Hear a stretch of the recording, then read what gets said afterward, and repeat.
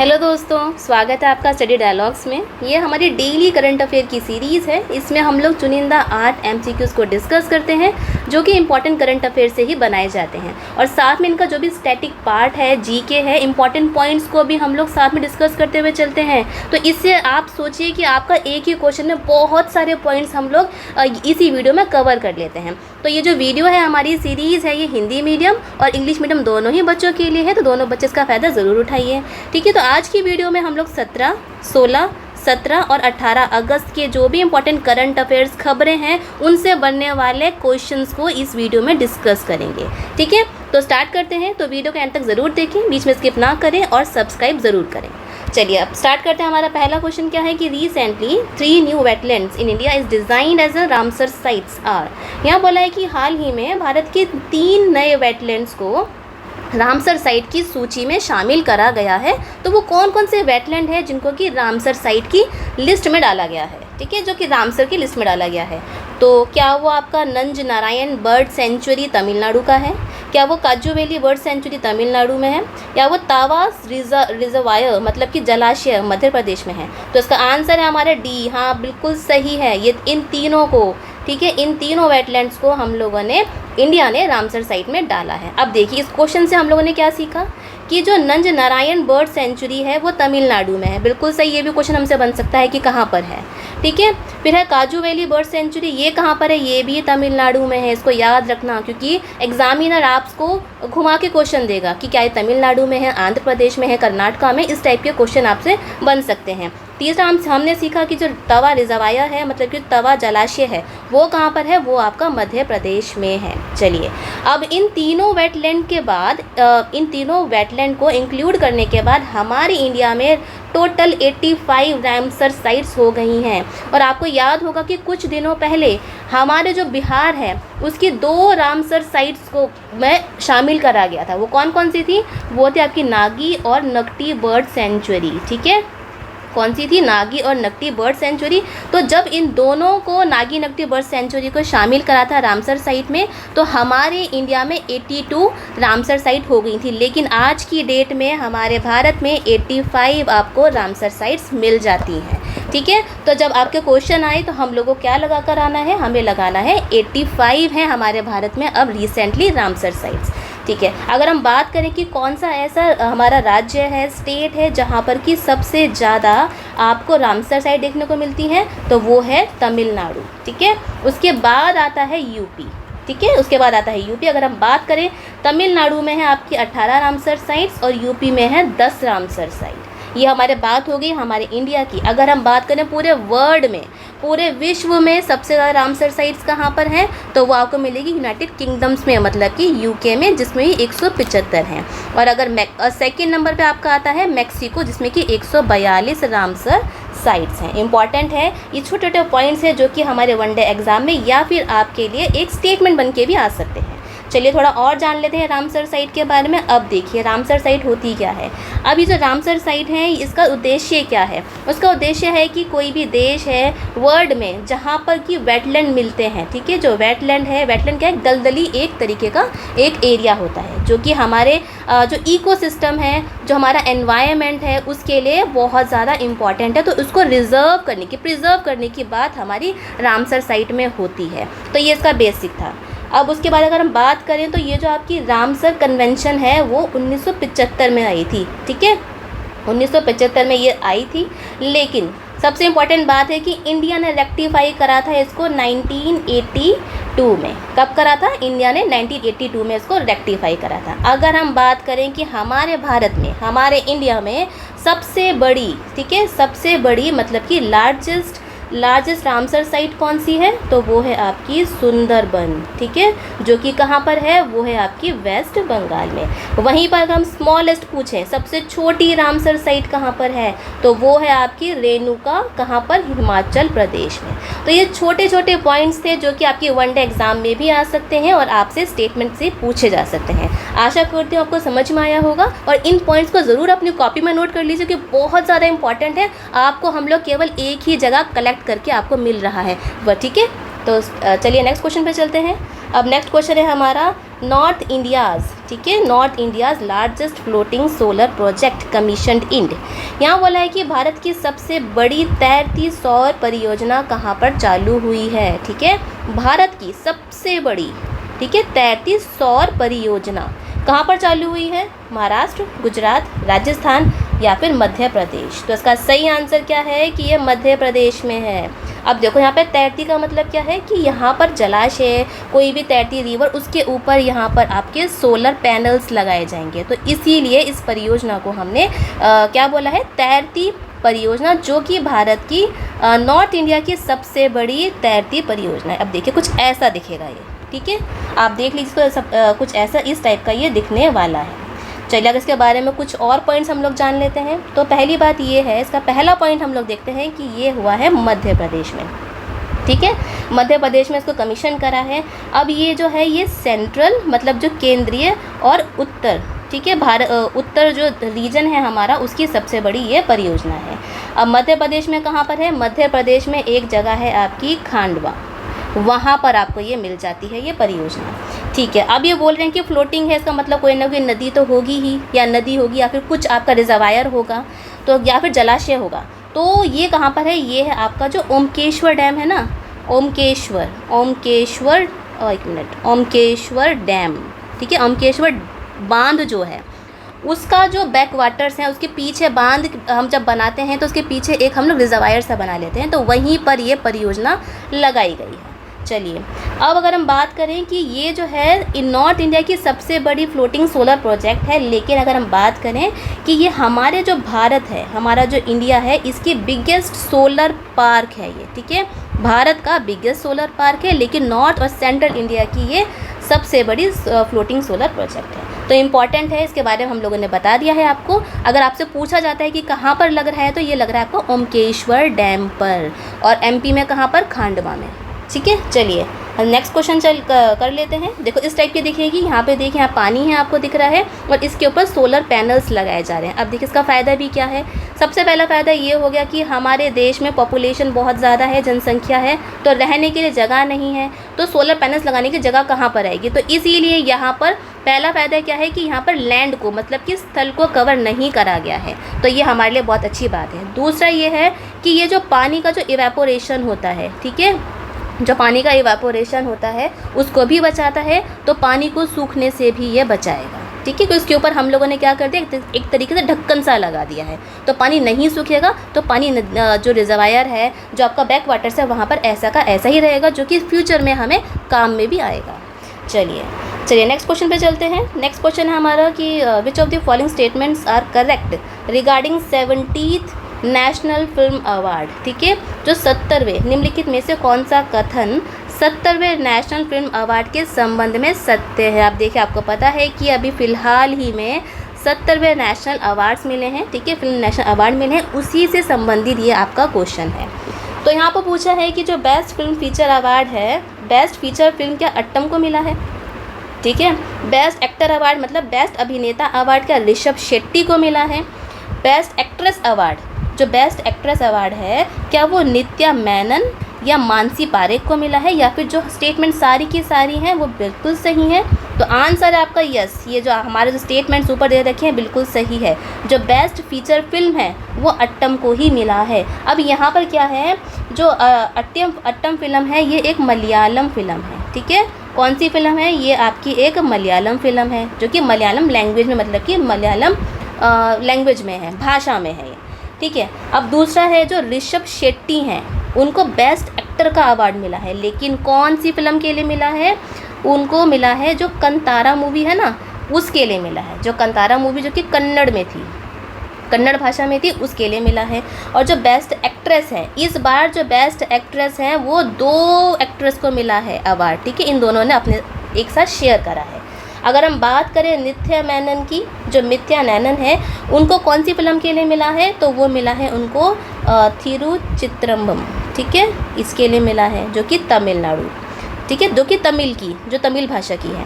और जो मानसी पारेख हैं, इनको मिला है कच्छ एक्सप्रेस के लिए। ठीक है, कच्छ एक्सप्रेस मूवी है जो कि गुजराती है, ठीक है, उसके लिए इनको ये मिला है। तो इम्पॉर्टेंट है हमारे लिए। और अगर हम बात करें कि बेस्ट डायरेक्टर, ठीक है, बेस्ट डायरेक्शन की बात करें तो ये award for the best direction के लिए किसको मिला है, तो वो मिला है आपके सूरज आर बारजत्या को, ठीक है। और जो आपका बेस्ट म्यूज़िक डायरेक्टर का अवार्ड मिला है, किसका, बेस्ट, देखिए यहाँ पे लिख लेते हैं कि बेस्ट म्यूज़िक डायरेक्टर वो किसको मिला है, वो मिला है AR रहमान, ठीक है। ये तो सभी जानते होंगे AR रहमान कौन है, तो इनको बेस्ट म्यूज़िक डायरेक्टर का मिला है। और सबसे इम्पॉर्टेंट पॉइंट हमारा ये है, जो हिंदी फिल्म है, ठीक है, जो हिंदी फिल्म में सबसे बेस्ट फिल्म का बेस्ट हिंदी फिल्म का अवार्ड किसको मिला है, तो ये मिला है गुलमोहर को, ठीक है। इंपॉर्टेंट पॉइंट्स है, इसमें क्वेश्चन हमसे बन सकते हैं। चलिए आगे देखते हैं। अब देखिए यहाँ पर वही है कि अट्टम है, मलयालम फिल्म है, जो कि बेस्ट फिल्म, बेस्ट एडिटिंग और बेस्ट स्क्रीन प्ले अवार्ड इस फिल्म को मिला है। चलिए अभी देखते कुछ इन्फॉर्मेशन है यहाँ पर जो आपके लिए मैंने डाल दिया है, जैसे कि बेस्ट एक्टर वो ऋषभ शेट्टी को मिला है कंतारा के लिए। बेस्ट एक्ट्रेस जो है वो नित्या मेनन के और मानसी पारिक को मिला है, ठीक है। ये आप खुद देख लेना, इसमें इंपॉर्टेंट है, आपको एक साथ मैंने डाल दिया है, तो आपसे इससे भी क्वेश्चन पूछे जा सकते हैं। चलिए देख लीजिए, इसको आराम से देख लेना, हम लोग कॉपी में इसको ज़रूर नोट कर लीजिए, बहुत बहुत ज़्यादा इंपॉर्टेंट है। चलिए नेक्स्ट क्वेश्चन पे चलते हैं। अब नेक्स्ट क्वेश्चन में जाने से पहले जो बच्चे हमारे चैनल पर नए हैं उनको मैं ये बता दूं कि बच्चों के लिए हम लोगों ने हिंदी मीडियम और इंग्लिश मीडियम दोनों ही बच्चों को कवर करा है अपने चैनल पर। तो चाहे आप हिंदी मीडियम के हों चाहे आप इंग्लिश मीडियम के हों, तो आपको निराश होने की ज़रूरत नहीं है, क्योंकि यहाँ पे हम लोग दोनों ही बच्चों को पढ़ाते हैं। तो हमारी पहली सीरीज़ जो है वो बिहार स्पेशल की सीरीज़ है। यहाँ पर हम लोग स्पेशल फोकस करते हैं बिहार के एग्ज़ाम्स पे, ठीक है। अब जैसे कि 70वीं BPSC का एग्ज़ाम आने वाला है, ठीक है, 70th BP का एग्ज़ाम आने वाला है, तो उसको हम लोगों ने फोकस लेते हुए ये बोला है कि हम लोग ने आपके लिए सीरीज़ चलाई है, जहाँ पर कि हम लोग जो प्रीवियस ईयर क्वेश्चंस पेपर है 38th BPSC से लेकर 69th BPSC तक, उन सबको आपके साथ डिस्कस करेंगे। क्यों? क्योंकि इतने ज़्यादा इंपॉर्टेंट ये क्वेश्चन है, इन पर रिपीटिशन ही होता है। तो जब भी एग्ज़ाम देने जाइए 70th BPSC का, तो इन क्वेश्चन पेपर्स को ज़रूर फॉलो कीजिए। उसके बाद हम लोगों ने जो बिहार की हिस्ट्री है, इतिहास है, उसको भी हम लोगों ने केवल 3 वीडियोज़ में कंप्लीट कराया है।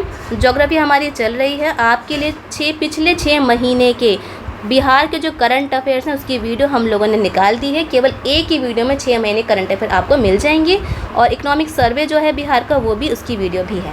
चलिए हमारी पहली सीरीज़ है। सेकंड सीरीज़ है हमारी NCERT की। NCERT को हम लोगों ने 2 पार्ट्स में कवर कर रखा है। पहला पार्ट है हमें डिटेल एनालिसिस। इसमें हम लोग जो NCERT के जो चैप्टर्स होते हैं क्लास वाइज, उनको हम लोग फुल डिटेल में नोट्स के साथ आपको पढ़ाते हैं। उसके बाद जो भी इस चैप्टर में से इंपॉर्टेंट MCQs बनते हैं उनको हम नेक्स्ट वीडियो में डाल देते हैं।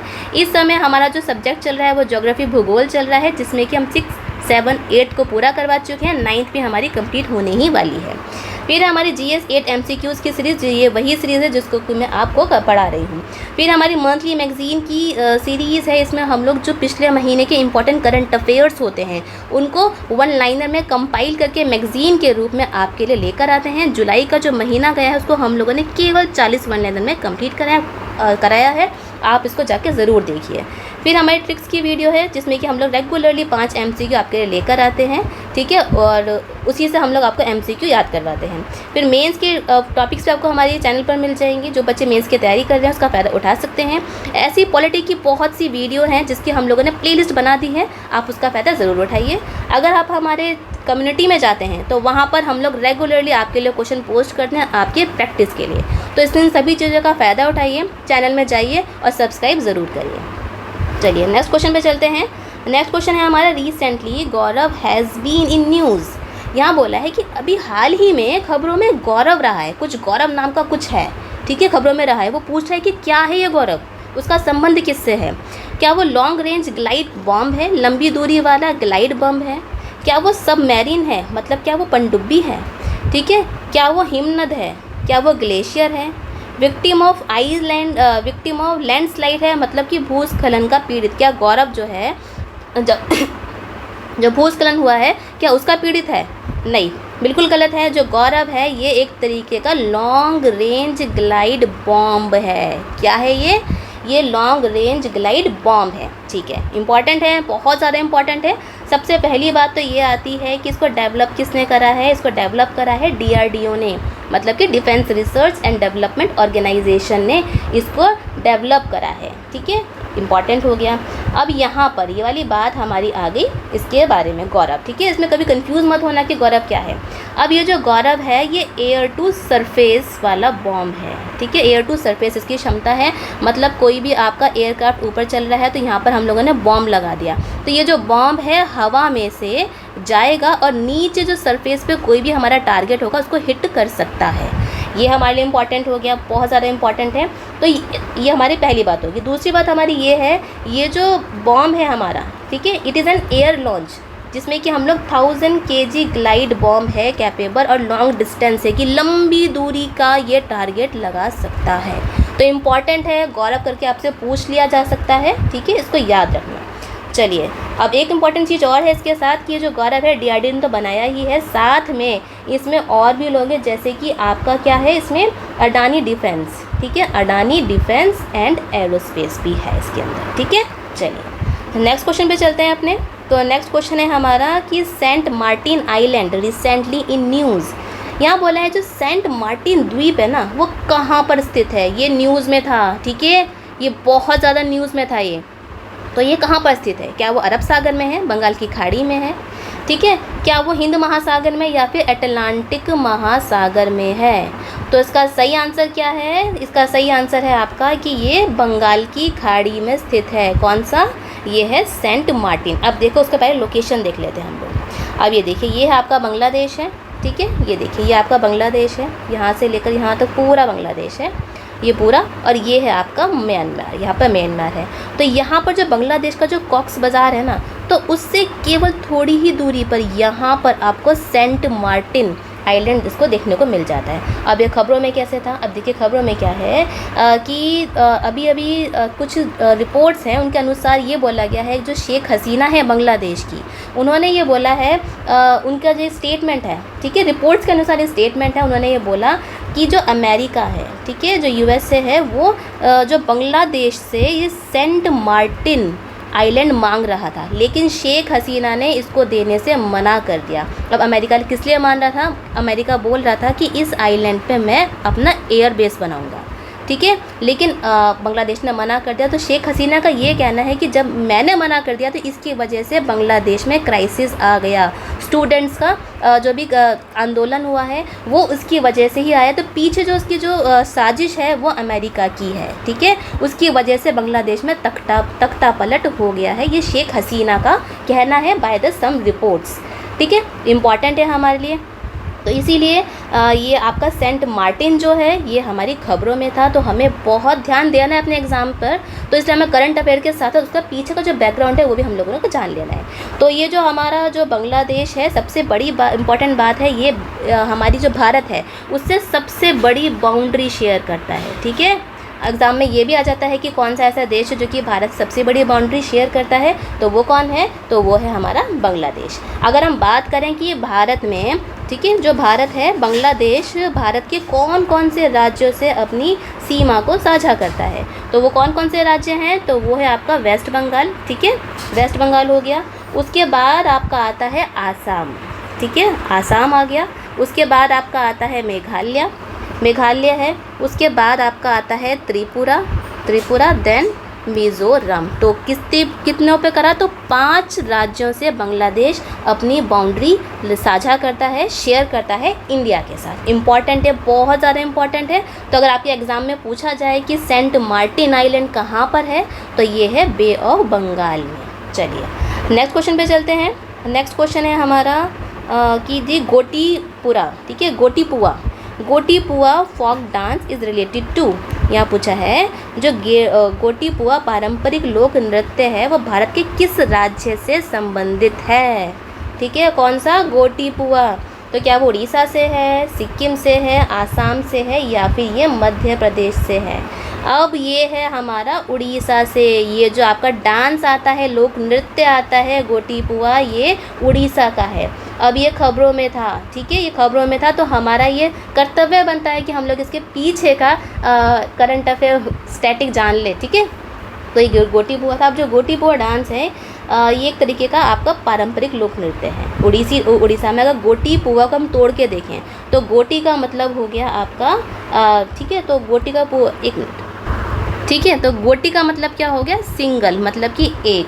और जो पुआ है, पुआ का मतलब हो गया बॉय। अब देखिए कैसा दिखता है ये डांस, ये देखिए यहाँ पर इस टाइप का कुछ ये डांस दिखता है।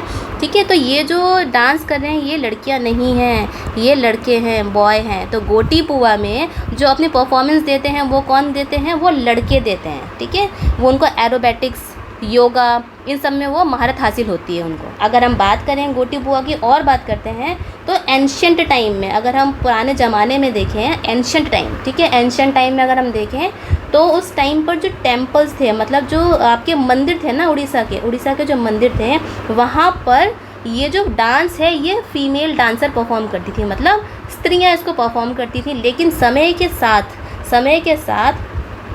साथ जब भोल किंग, ठीक है, जो भोल किंग रामचंद्र देव जी आए, ठीक है, उस टाइम पर ये जो परंपरा है वो धीरे धीरे कम होती रही, लड़कियां इस डांस से थोड़ी दूर जाती रही। तो उस समय इन जो आपके जो राजा थे ये वाले, इन्होंने ये बोला कि अब हम इस डांस में स्त्रियां नहीं आ रही हैं तो हम यहाँ पर इनको बॉय, मतलब कि लड़कों को इन्वॉल्व करेंगे। तो इसकी छोटी सी कहानी है। तो इसीलिए जो गोटी पुआ है ये लड़कों के द्वारा, बच्चों के द्वारा, ठीक है, उनके द्वारा ये छोटे बच्चों के द्वारा, छोटे लड़कों के द्वारा ये परफॉर्म किया जाता है। ठीक है, चलिए अब नेक्स्ट क्वेश्चन पे चलते हैं। अब नेक्स्ट क्वेश्चन है हमारा कि which of the following statements are correct regarding UAPA। ठीक है, निम्नलिखित में से कौन सा कथन गैर कानूनी गतिविधियां रोकथाम अधिनियम के संबंध में सही है। ठीक है, UAPA है, हमेशा खबरों में बना रहता है, तो इससे संबंधित, इससे रिलेटेड जो क्वेश्चंस हैं वो हमारे एग्जाम में आ सकते हैं। तो पहला ऑप्शन है हमारा, aim at the effective prevention of unlawful activities associated in India. इसका उद्देश्य देश में होने वाली गैर कानूनी गतिविधियों को रोकना है। क्या ये सही है? फिर है पास इन 1967 में लागू किया गया था death penalty and the life imprisonment as the highest punishment. यहाँ बोला है UAPA के अंदर जो मृत्युदंड है, ठीक है, मृत्युदंड और आजीवन कारावास तक मिल सकता है। ठीक है, क्या स्टेटमेंट सारी सही हैं? बिल्कुल सही है, सारी स्टेटमेंट 100% ये स्टेटमेंट सही है। अब ये खबरों में क्यों था? क्योंकि खबरों में कोर्ट ने क्या बोला है, सुप्रीम कोर्ट ने बोला है कि यहाँ पर कि अगर कोई भी इंसान UAPA के अंदर उसको अरेस्ट करा गया है, ठीक है, इसको अरेस्ट करा गया है, तो कोर्ट को हेजिटेट नहीं होना उसको बेल देने में। क्योंकि ऐसे बहुत से केस आते हैं कि UAPA के अंदर किसी को अरेस्ट कर लिया है, उसके बाद उसको बेल नहीं मिल रही, चाहे वो उसका अभी सज़ा कंफर्म नहीं हुई है, उसके बाद भी उसको बेल नहीं दी जाती है। तो इसी चीज़ को लेकर कोर्ट ने बोला है कि नहीं, इनको सज़ा मिली नहीं है, वो अभी हम लोग एक्यूज नहीं हुए हैं, तब तक आप इनको बेल दे दीजिए। तो ये खबरों में था, तो इसी को लेकर हमसे UAPA से क्वेश्चन हमारा बन सकता है। ठीक है, अब थोड़ा UAPA के बारे में जान लेते हैं। देखो, UAPA की जो फुल फॉर्म है वो है प्रिवेंशन ऑफ अनलॉफुल एक्टिविटीज़। ठीक है, तो यहाँ पर क्या है, जो आपकी आतंकी गतिविधियाँ होती हैं या फिर गैर कानूनी गतिविधियों को रोकने के लिए ये आपका एक्ट 1967 में लेकर आया गया था। ठीक है, लेकर आया गया था। अब इस एक्ट में क्या है, सबसे जो एक हम लोग बोले कंसर्न की बात यह है कि इस एक्ट जो है ये एब्सोल्यूट पावर देता है। किसको देता है? एब्सोल्यूट पावर देता है सेंट्रल गवर्नमेंट को।